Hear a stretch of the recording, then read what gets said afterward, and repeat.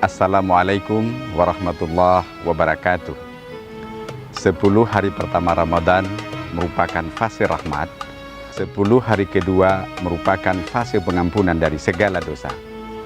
Dan 10 hari ketiga fase terbebas dari api neraka. Saya Haijer Sulaiman mengucapkan selamat menunaikan ibadah puasa Ramadan 1440 Hijriah.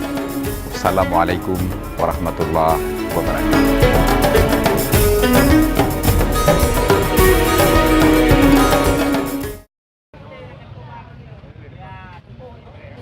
Sederalun harga daging sapi di Pasar Induk Curih dan Pasar Dadakan Jalan Langgar Square Biren naik sekitar Rp20.000 hingga Rp40.000 per kilogramnya saat hari megang Minggu 5 Mei.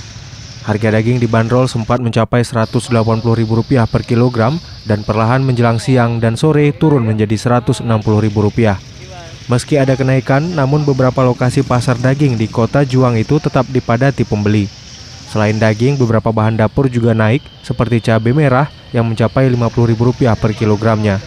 Dari Biren, Ferizal Hasan, Serambi On TV.